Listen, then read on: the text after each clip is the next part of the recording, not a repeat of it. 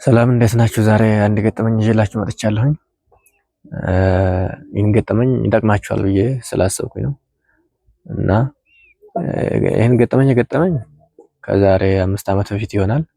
ወደ ገጠሩ አካባቢ ነበርኩኝና እዛ አካባቢ ህፃናት ከብት እየጠበቁ አግኝቻቸው እነሱ ጋር ትንሽ ቆይታ አድርጌ ነበርና እነሱ ይጫወታሉ።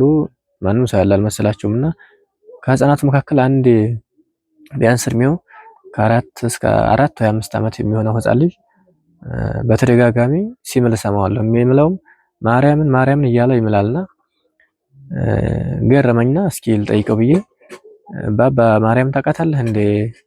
ማርያም ማናት ምናምን ስለው አውቃታለሁ ማርያምን አውቃታለሁ አለኝ። ታዲያ ማርያም ማናት ብዬ ስጠይቀው የነገረኝ መልስ በጣም የሚገርም መልስ ነው። ከህፃናት አንደበት የማይጠበቅ ማለት ነው። እስኪ ሁላችንም አሁን ማርያም ማናት ተብለን ለአንድ ክርስቲያን ማርያም ማናት ተብሎ ቢጠየቅ ምንድነው የምንለው? መልሳችን ምንድነው? ይሄን ሁላችሁም በራሳችሁ ያዙና መልሱ። እኔ ግን ልጁ ያለውን ነገር ልንገራችሁ። ልጁ ማርያም ማናት ስለው ማርያም ታውቃታለህ ስለው አዎን አውቃታለሁ አለ። ማናት ስለው ግን የነገረኝ ነገር ቅዱስ ኤፍሬም በውዳሴ ማርያም ላይ የገለጸውን ሙሉ ቃል በቃል ነው የነገረኝ ማለት ነው። ይሄ ልጅ እንግዲህ አልተማረም፣ ገና ህፃን ልጅ ነው፣ ገና ፊደል አልቆጠረ ልጅ ነውና ማርያም ማናት ብዬ ስጠይቀው ማርያምማ ያቺ ፍትፍት የምታጠገው መሶበ ወርቅ ናት አለ። ፍትፍት የምታጠገው መሶበ ወርቅ ናት ብሎ ተናገረና በጣም ገረመኝ።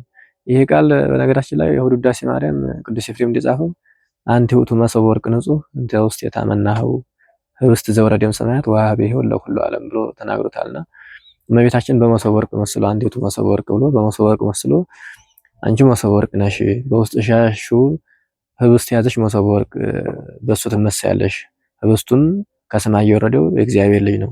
የህይወት እንጀራ የሚባለው ክርስቶስን የተሸከምሽ መሶበ ወርቅ ነሽ ብሎ ገልጾት ነበርና ይህ ልጅ ቃል በቃል ሳይማር ምንም ሳያውቅ ይህንን ውዳሴ ማርያም ላይ ያለውን ቃል ሙሉ ለሙሉ ነው የደገመው ማለት ነውና በጣም ገርሞኝ ልጁንም አመስግኜ መርቄ እኔም ደግሞ ማፈ ህፃናት ወደቂቅ አስተዳሎ ከስብሐተ የሚለውን የቅዱስ ዳዊትን ቃል አስቤ በጣም ተገረምኩኝ ማለት ነው። ከህፃናትና ከትናንሾች ምስጋናን አዘጋጅ እንዳለ እግዚአብሔር ከትልቅም ከትንሽም ምስጋና ሊያዘጋጅ እንደሚችል ሊያናግር እንደሚችል አስቤ ልጅ መርቄ ተመልሻለሁ ማለት ነውና ቅዱስ ዳዊት በሌላ ቦታም ነኪር ነገሩ ሀገረ እግዚአብሔር ይላል።